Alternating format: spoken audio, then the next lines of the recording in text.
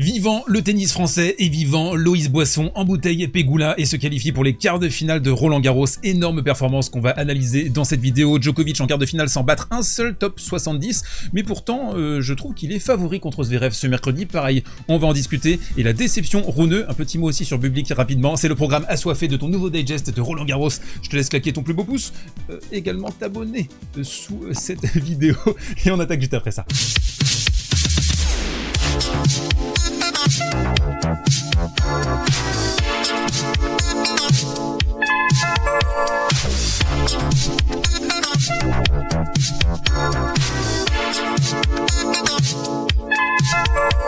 Allez, on attaque ce coin tactique avec la démonstration de Novak Djokovic face à Cameron Norrie. Je prends un accent italien, ça n'a aucun rapport. Ce qui a un rapport par contre, c'est cette espèce de branlada que Novak a infligé à Cameron Norrie, certes diminué au niveau de la cheville gauche, mais avant ça, et on va le détailler, comment se trouve Novak Djokovic à l'approche de ce quart de finale face à Alexander Zverev. Pour moi, il est favori, je vais vous expliquer pourquoi. D'abord, on a vu son jeu, il est particulièrement en place.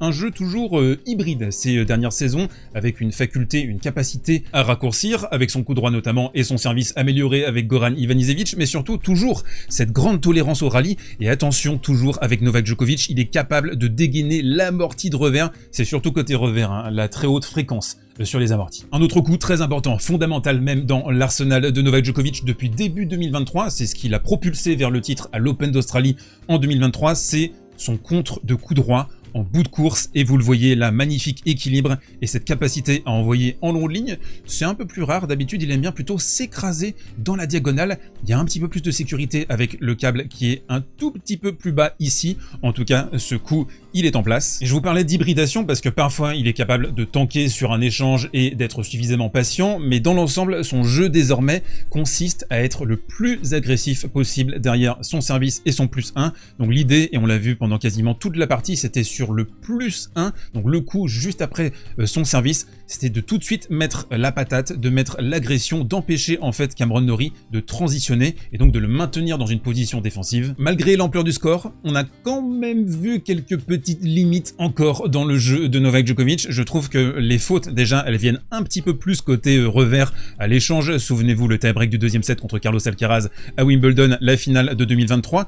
Il a aussi parfois un petit peu de mal à réinjecter du rythme sur des balles qui sont hautes. Ici, on l'a vu sauter avec un revers qui vient s'écraser dans le filet. Pour l'instant, jusqu'à son quart de finale, Novak n'a eu aucun problème pour se qualifier. Par contre, si on venait à avoir des combats très physiques, déjà, on n'a pas la réponse sur son état physique au-delà de 4 heures de jeu, de 1, et de 2, on constate des petits problèmes d'ampoule depuis le début du tournoi. Il avait d'ailleurs le pied qui a saigné pendant 1 heure sur l'un de ses matchs précédents. On a aussi pu constater, mais ça c'est une grande classique chez Novak, un fléchissement au début du deuxième, ça c'est El Famoso break, juste après le gain de la première manche, il va envoyer 3 grosses fautes directes, mais c'est aussi chez lui la construction d'une victoire, l'identification des momentum, c'est ce qui fait la différence. Pour moi, elle est énorme avec un joueur comme Holger Rune qui est très instable, qui ne sait pas construire une victoire en 3-7 gagnants, en plus de la composante physique qu'on va détailler. Mais ce qui est rassurant, et ça faudra le voir face à une meilleure opposition bien entendu, c'est toujours cette faculté à faire le push quand il le veut, quand il le souhaite, pour débreaker quasiment instantanément avec 3 énormes retours ici et un débreak blanc. Et la plus grande leçon finalement de son début de tournoi, ça a été à quel point Novak a été capable de mettre le curseur exactement là où il le fallait pour dominer ses adversaires sans trop de difficultés, sans trop puiser non plus dans ses réserves physiques. Et puis on a vu ce service rogerien à la Federer, slicé comme ça, on vient casser. Et puis quand Norrie l'a trop anticipé, il est parti sur le T, vraiment implacable. La partie a définitivement tourné sur le 7e jeu de la deuxième manche avec un Novak qui s'est agacé quant aux conditions, à l'état du court. On se souvient l'année dernière, il avait beaucoup glissé, il s'était blessé au genou sur ce même court, le Châtrier. Et je vous pose la question dans les commentaires, est-ce que vous trouvez que Djokovic est prêt pour ce combat contre Zverev en quart de finale? Parce que quand je l'ai vu s'énerver sur la fin du deuxième set contre Misolic, quand je l'ai vu aussi ordonner à un gars dans le public de se taire plusieurs fois, attention, hein, il est déter le Novak. Le succulent Cameron qui va prendre un MTO pour un problème au niveau de la cheville gauche. On espère que c'est pas trop grave et qu'il pourra défendre ses chances sur la saison sur gazon. Mais voilà, un Novak Djokovic qui termine cette partie en roue libre et qui est prêt, définitivement prêt pour mercredi. C'est l'énorme exploit français de l'après-midi. Loïs Boisson qui a renversé, retourné Jessica Pegula, 3e joueuse mondiale, pas une joueuse à la base extraordinairement performante sur terre battue, mais quand même quelle perf de Loïs avec un break des breaks. On la sent un petit peu tendue sur le début de la partie, c'est normal, elle est sur le châtrier, c'est le plus grand moment de sa carrière, mais elle a envoyé, s'il vous plaît, des bananes flambées, des merguez enflammées avec un petit soupçon de moutarde, le retour. Ce match, je pense que c'était un hommage à Hugo Gaston. On a eu une quantité phénoménale d'amortis des deux côtés, avec sur le début de la partie, Loïs qui s'est un petit peu empêtré sur ses amortis. Il y a eu un défaut d'exécution, mais c'était beaucoup mieux ensuite. Elle est pas loin forcément sur le premier set, mais 50% de première et surtout 29% simplement derrière sa seconde. Et Pegula, forcément avec ses frappes rectilignes, limpides, tendues, elle l'a absolument massacré. Le combat qui va s'épaissir dans la deuxième manche avec une Loïs Boisson qui va travailler les volumes, qui va travailler les hauteurs, les intentions également. Là, c'est la deuxième fois qu'elle essayait un retour long de ligne. Elle va se décaler sur son coup droit, elle va envoyer une ogive et c'est le break. Après un débreak de Pegula, on se retrouve dans le 9e jeu de la deuxième manche et là, c'est un festival de Boisson qui va moduler beaucoup son revers avec des slices super intelligents pour préparer des setups et se décaler sur son coup droit. On l'a vu porter également des revers avec quasiment des moonballs en fait, et ici on a une sublime redirection, elle va faire la différence. Nouvelle séquence folle au début de la troisième manche, moi je me suis vraiment ambiancé sur ce match, je l'ai adoré avec une séquence break, des breaks, et là vous voyez ce service de Boisson qui vient éborgner le photographe, ça a dû faire très mal, hein. C'est parti directement dans la tronche. Le match qui va prendre une dimension épique lors de sa conclusion avec une Loïs Boisson qui va finir par terrasser, enfin on l'espérait à ce moment-là, sur le 9e jeu de la troisième manche avec ses variations, ses volumes à la 4e balle de break. Et là, Pegula avec ses frappes limpides au-dessus de la ligne d'épaule, à un moment donné, ça a commencé à faire mal. Et ce dernier jeu, c'est un magnifique jeu, parce que c'est un combat contre Pegula, mais c'est aussi et surtout un combat contre elle-même. Et c'est pour ça qu'on adore le tennis, parce que ça révèle les caractères, ça révèle les champions, les aspirants champions, et puis on est seul face à soi-même. Même s'il y avait le châtrier qui supportait ardemment Boisson, elle s'est retrouvée à ce moment-là, seule face à son destin, et elle est allée au bout d'elle-même. Je vais pas vous refaire tout le dernier jeu parce que là on en aurait pour 20 minutes, mais il y a eu 4 balles de débreak pour Pegula, un soupçon de réussite aussi pour Boisson. Tous les petits détails sont allés dans son sens. Ici, elle vient racler une balle qui va se transformer en amorti avec vraiment un soupçon de réussite sur cette balle de break. Balle de débreak, pardon, que dire de cette séquence amorti lob avec un sang glacial dans les veines manifestement. Incroyable. Mais je crois que mon point préféré c'est celui-là, c'est pas sur une balle de débreak, mais regardez-moi ça ici, on a Loïs Boisson qui va faire un petit smash amorti dans cette position. Alors je sais pas à quoi elle a pensé, mais c'est un coup qui est tellement fou, tellement risqué à ce moment-là. Boisson qui a été fauché par les blessures depuis le début de sa carrière, qui était simplement 361e mondial à l'approche de ce Roland-Garros. Elle va faire un énorme bond au classement et c'est super mérité. Franchement, très belle joueuse, de la belle variation, un coup droit tétanisant, de beaux déplacements et une très belle surprise côté français pour une fois. Avant d'évoquer Bublik, un petit mot rapide sur l'abandon de Griekspoor qui s'est blessé au niveau des abdominaux, tenez-vous bien, à l'échauffement. Et oui, juste sur les derniers services avant de commencer la partie, il a ressenti une petite tension, ce qui l'a pas empêché de bien commencer le match avec de solides amortis, et puis son jeu qui s'est délité, et au début de la deuxième manche, on a compris que ce serait trop difficile. C'est ballot. Un petit mot rapide aussi sur Holger Rune qui s'est fait sortir en 4 manches par Musetti. On a tout de suite compris dès le début de la partie que le Rune avait des cernes monumentales. Je pense qu'il était encore sur Instinct à 4h du mat avant hier soir.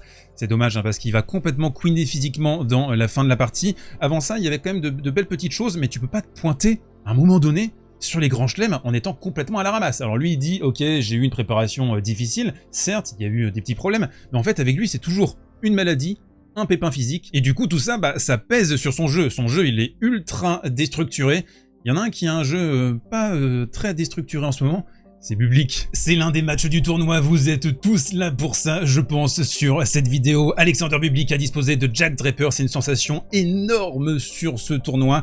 L'un des plus beaux matchs qu'on a vécu depuis le début de la quinzaine, la folie, mais aussi la grinta de Bublik. On en avait parlé contre De Minaur, on a vu un mix entre ce génie créatif. Ce gars, il est plus talentueux que 99% du circuit quand il le veut, mais c'est très rare, c'est 4 fois par saison.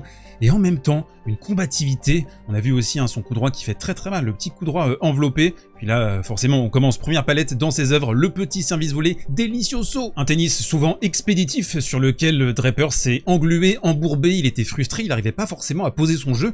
On a eu un public qui a essayé de régler ça en un ou deux coups de raquette, qui a eu quand même une tolérance au rallye de temps en temps, avec de magnifiques amortis aussi à sa disposition. Ici j'ai beaucoup aimé parce que c'est un coup où il repousse Draper avec du volume, et derrière il vient couper la trajectoire, il avance dans le court, et paf, magnifique revers long ligne. Vous pouvez être très talentueux sur le circuit aujourd'hui, mais si vous n'ajoutez pas à ça de la grinta, un travail défensif, une abnégation, comme on l'avait déjà vu face à Alex de Minaur sur la remontada, eh bien vous n'êtes rien. Et là, Bublik qui nous sort une course de zinzin de l'espace avant de poser un passing complètement lunaire sur le pif de Draper. Ce qu'on a vu aussi sur ce match, c'est la facilité, c'est l'espèce de gourmandise dans le jeu de Bublik qui tente des trucs qui sont complètement fous, des ruptures de ton ici avec sa main. En fait, le gars, il sait qu'il est super talentueux, il sait aussi qu'il faut jouer le plus relâché possible dans ces conditions-là, parce qu'à partir du moment où tu commences à te tendre, tu vas t'énerver, tu vas jouer contre toi. C'est pas du tout ce qui s'est passé aujourd'hui. Et en fait, Bublik, il nous fait un petit peu penser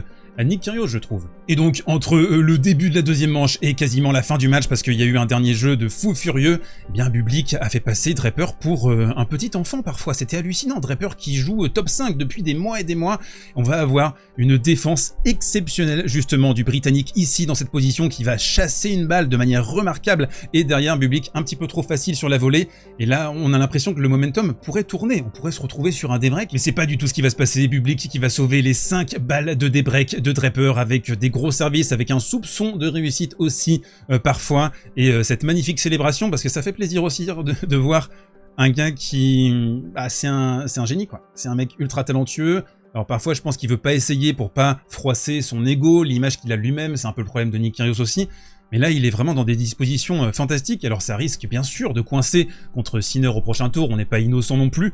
Mais quel exploit et quel plaisir de le voir comme ça. Et on se termine avec le coin prono sponsorisé par les Winamax de Winami. Vous avez le lien dans la description. Vous avez 100 € en cash, jusqu'à 100 € en cash remboursé pour tout premier pari. Le lien est dans la descro et également en commentaire épinglé. Vous avez aussi mon code SV10 toujours actif pour 10 € supplémentaires. L'offre, elle est que pour les adultes. Demain, nous avons le début des quarts de finale à Roland-Garros avec 2 matchs qui manifestement, selon les books, ont l'air plutôt déséquilibrés. Ça se jouera entre Lorenzo Musetti et Frances Tiafoe dans l'après-midi, et en night session, ce sera Carlos Alcaraz contre Tommy Paul. Musetti, on le connaît, il est à l'aise pour faire déjouer ses adversaires, pour prendre le temps, pour se mettre derrière la ligne, pour camper un petit peu. Tiafoe, très créatif, capable d'avancer vers le filet, capable d'envoyer des petites amorties délicieuses également. Je le vois bien quand même ici déranger Musetti. J'ai envie de dire le set de Tiafoe dans cette position, et puis le Tommy Paul Alcaraz, Tommy Paul qui a quasiment toujours dérangé Carlos Alcaraz. On se souvient d'un match à Wimbledon où il menait 1-7, un break avant que Carlitos parvienne à retourner la situation. Je crois qu'Alcaraz, il n'est pas forcément très à l'aise dans les conditions nocturnes. Ça peut être un point à prendre en compte. J'ai du mal à voir un upset ici parce que déjà Tommy Paul qui a beaucoup tiré sur ses abdos, même s'il a remporté son match en 3-7 juste avant d'arriver sur Alcaraz. Et Alcaraz, on l'a vu quand même très focus contre Dzumhur, contre Shelton surtout. Ça a été un très gros match. Shelton qui a joué le feu, donc ça peut éventuellement lâcher un set, mais j'ai du mal à voir une autre demi-finale que Musetti versus Carlos Alcaraz. On se retrouve demain et mercredi à 11 h pour Sans Filet. Je vais aussi essayer de vous faire une petite vidéo entre mardi et mercredi. Je serai en déplacement, je serai aussi sur le match, le quart de finale en soirée ce mercredi, donc je fais au mieux. Je pense que le débrief du quart de finale de mercredi, ce sera plutôt le jeudi en milieu fin d'après-midi. Je vais vraiment essayer de faire le max pour vous. Donc on se retrouve très vite, mes très chers goths. Et n'oubliez pas votre baguette tradition et votre beurre salé.